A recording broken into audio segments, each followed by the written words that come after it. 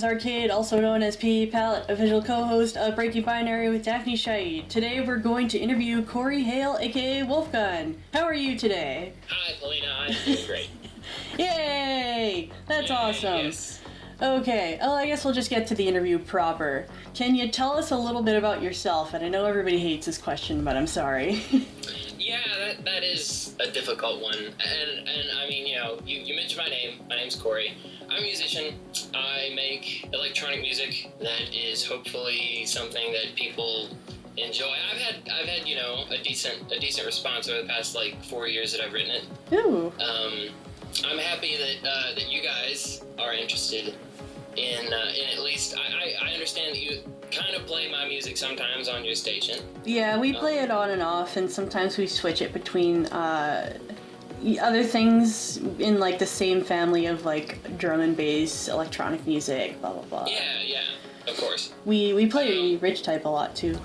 Oh, Archetype? Yeah, Archetype. Sorry. Oh my God, we've been saying it wrong the whole time. No, that's fine. It's actually funny because I was talking to him before I began speaking with you, and he was like, if they were to interview someone like me, I think that I would botch every question. Oh no. And I'm like, I don't know that I won't. That's okay. It could be a disaster, but we're relaxed here on we'll just play music if I can't figure it out. So we'll just play music and that'll be good. Yeah, you make electronic music and you've got a pretty good response. Anything else about yourself? Well, I mean, music's my life. Anything that I say here is definitely, I mean, of course, you're going to be asking me a lot about my music, I'm sure. And it's what I do. It's my life. Yeah, that sounds like a pretty good response for a musician. Well, we're all about identities here on Breaking Binary, and you tend to be pretty abstract with yourself in your online home, such as Twitter and your own website. Any particular reason why?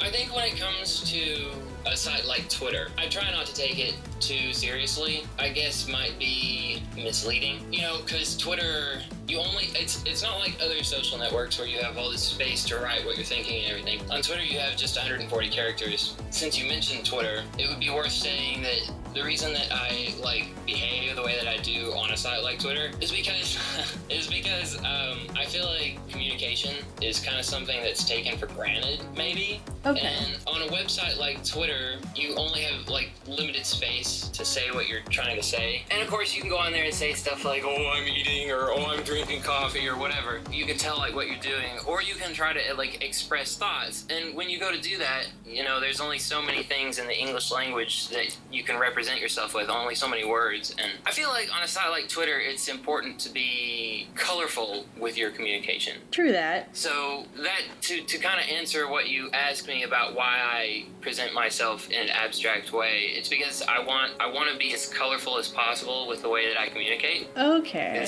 It's important to me that my communication is not bland. And that's not to say that just speaking in plain English like what you're trying to say, that has value in other contexts. Yeah. But on a site like Twitter, I say the things that I say because it's both expressive and colorful, I think. That's my opinion on it. I mean, it is me, so it's naturally my opinion. But No. But, there you go. That's the best I can do for that, I guess. Yeah, we were just wondering because when you read your Twitter description, it says something like your heart is an oak tree or a river or something like that. Of course, I didn't have it in front of me, but it's very interesting. It sticks in people's minds, so it's definitely working. That's good to know. Yeah, I tend to be a little fruity floaty. That's okay. The kind of vibe. I mean, and it's funny because my music isn't really like that at all, and I don't tend to be that way for the most part, but it is a part of me. And of course on social media, I think it's a bad idea to expose your entire self.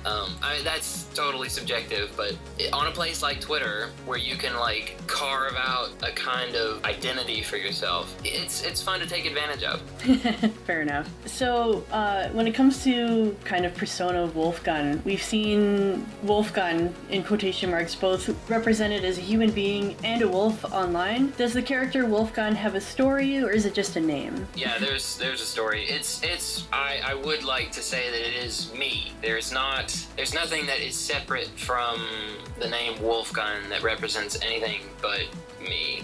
So, it's something that I've never really gone to great lengths to establish. That is kind of just the fact of it that, Wolfgun is me, and whatever comes out of it is just simply me. The name Wolfgun really represents an idea more than anything else, and it's not an all-encompassing idea. It's more or less, it began as a vault, maybe, to store all these thoughts and feelings that I had. At the time, I was afraid that I would lose. Okay. The first songs that I even wrote as Wolfgun, which are not, most people would think of Physics if you ask them, like, my first album. Those actually weren't the first songs that I wrote as Wolfgun, but Topic was kind of rebelling against the need for people. Okay. It's not that I think that people are bad and company is good and friends are good and social support is good, but there were some people that, of course, everybody has them in their lives, but that sort of toxic kind of atmosphere that you got to get away from. And with Wolfgun, that really was kind of what I began that with, was just to get away. I just wanted to be me, and I didn't want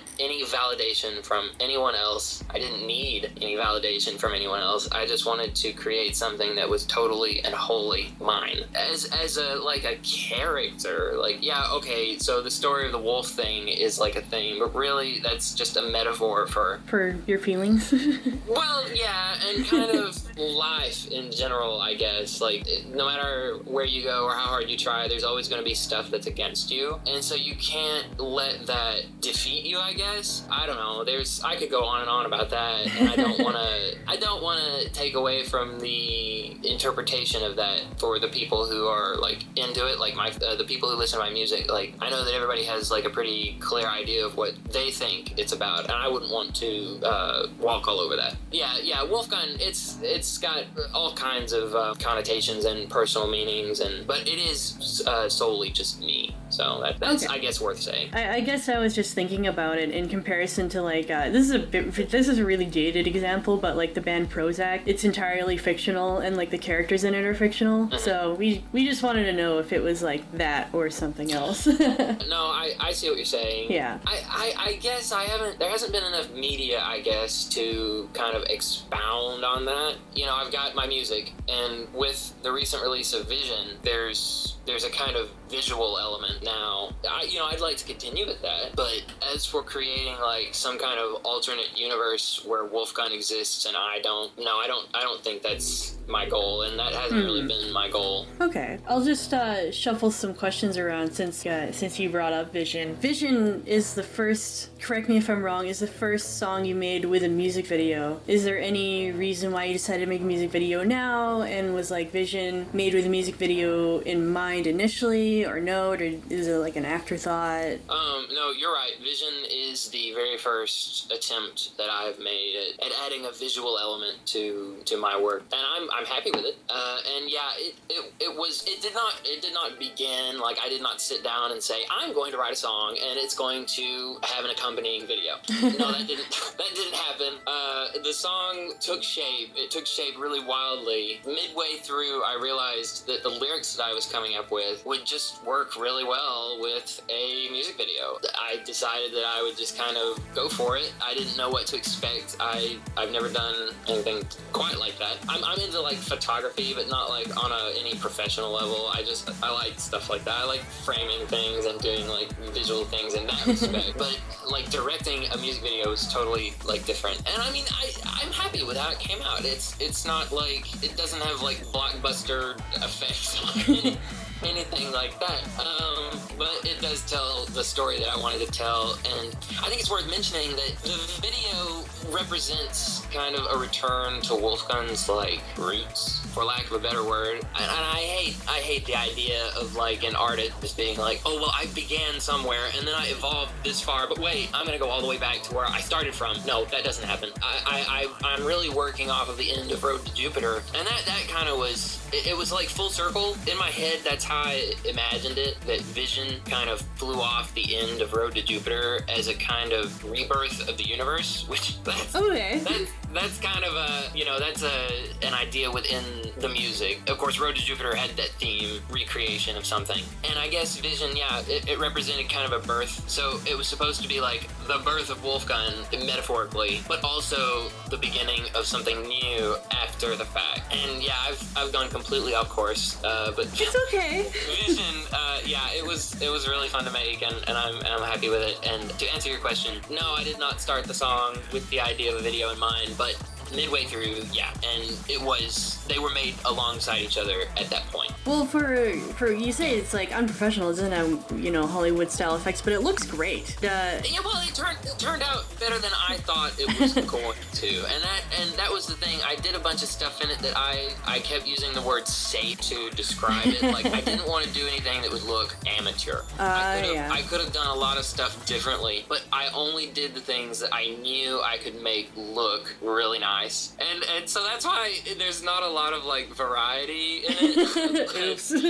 But it has a unified theme, and I was happy with that. And just as an outside observer, I found it was really interesting that I'm going to assume that Tim Bonvalle didn't have any part of the music video. He didn't. His life is very busy. It's all that he can do to get like my album artwork done, and I'm of course extremely grateful for that. No, I did the music video just on my own, and of course he did the album artwork for it, and actually did it based on some of the imagery in the video, which I love the way that art came out. It looks really airbrushed and retro and awesome. Yeah, because I was watching the video and I was like, Tim helped? Like, this is really neat. Like, but then at the end I didn't see any credits or anything, but it's cool how you kind of worked off each other in that respect. Okay, so I guess here comes a question that every interview is asked. What inspires your music besides / in addition to like the obvious stuff? Like, do you have musical influences? Did you want to expand on like the emotional vault that is Wolfgun? Inspirations, mostly just my own experience. I don't think that it would be right to write about things that I have not experienced, and of course that's not like a hard rule. Like with Potemkin, that song, I of course have not committed murder and cut someone up and buried them in a valley somewhere. But I like to write based on my feelings and my experiences, basically, and of course that's like the tonality of the music, the content of it, but like the way that it sounds. I mean, I listen to my inspirations in terms of like artists or styles or anything. I listen to a variety of music. It's not all electronic. I tend to focus on things that are melodic. That is a huge deal for me in music. As you probably have surmised, melody is a big deal. Oh yeah. Because all of my music with Wolfgun, aside from just a few things that I've done, is vocally oriented. When I was growing up, I played games like, one that comes to mind would be Sonic. Sonic the Hedgehog type stuff, and I listened to that music and I always thought, wow, that's really cool. What makes this tick? What makes it work? In like analyzing stuff like that, and then other things that I like. This may come as kind of a surprise. I have a big thing for liturgical music, actually, and because a lot of older music like that uses old English melodies and folk kinds of music. And when I look at Wolfgun, some of the things that I want to accomplish is that with any song that I'm singing, I want you to be able to take the melody and the progression out of it and it still be a solid piece of music. I want you to take the melody and like say that I could play the guitar, which I don't play any instruments, as a matter of fact. If I could play, I would be able to take the melody and sing it while playing it with a guitar, and it would still be a fantastic song. Something that you'd want to sing, something that still means something. So,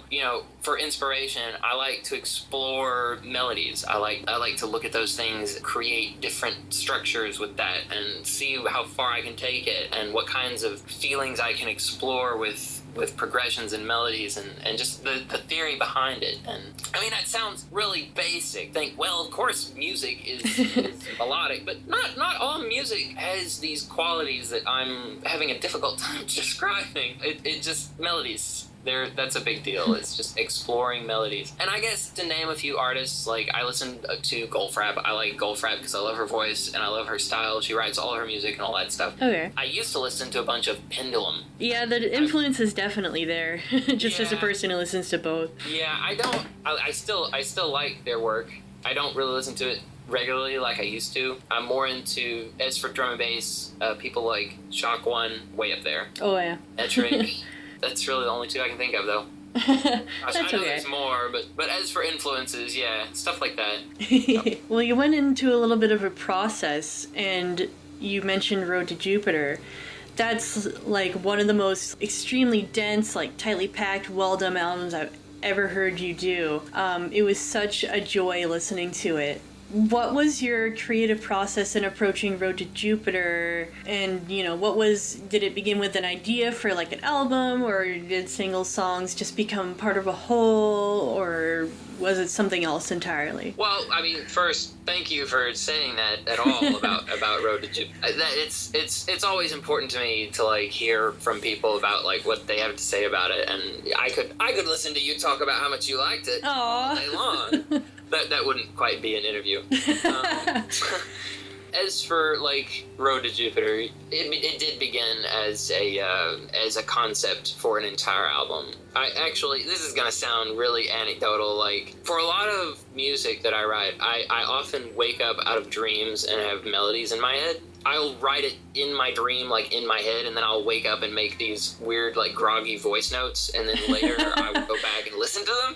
Some of them are really awful, but some of them are really good. And the main theme for Road to Jupiter actually came out of a dream like that. I recorded it to my phone. A few days later, I started a song that was based on it, and it just kind of came out of that imagery. You said that it's a dense album. It is. It's the longest album that I've written, and it also took the longest. The next longest album, I guess, would be Lights. It only took from July, which I wrote Lights in July of 2013, and then finished the last song in late November of that year. So it only took like 5 months average to make. To write Lights? Yeah, to write the whole Lights album, yes. Okay. Road to Jupiter, on the other hand, took around 9 or 10, because I began Road to Jupiter in July of 2014. Oh, wow. and did not finish. I didn't finish. I think Time was the last song that I wrote for it. I didn't finish that until March. So yeah, it took a while. And the reason that it took a long time was because I wanted each song to stand on its own, but I also had to make sure that they worked together to tell a story. That was really the most difficult bit.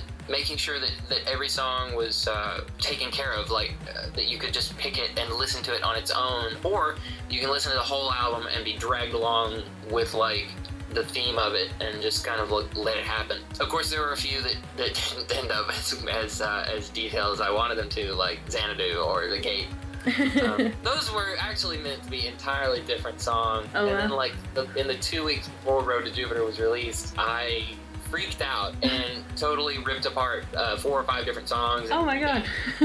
Yeah. You'd be really surprised at what Titan, Lakes, and Road to Jupiter and Xanadu all sound like before the album version. They were totally different. Oh wow. Which, that was kind of a big deal for me, because I worked really hard those 2 weeks before the release, because I had already committed to that, with the Road to Jupiter website, doing the countdown and everything, and it was like, I can't release these until they're I can't let the people down. And so, yeah, that was hectic. But anyway, yeah, Road to Jupiter, it began as a concept. It kind of, the song Road to Jupiter, I wanted it to express kind of like a journey to something beautiful. And really, I did not start out and say, I want to write an album that's kind of like the rebirth of the universe.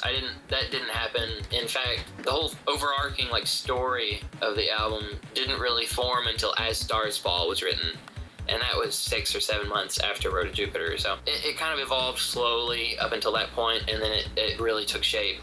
Road to Jupiter, the song, is just about like finding something joyful and finding beauty, whether it's literal beauty, like you can see it, or metaphorical beauty, as in like a state of peace, like peace of mind or joy or anything like that.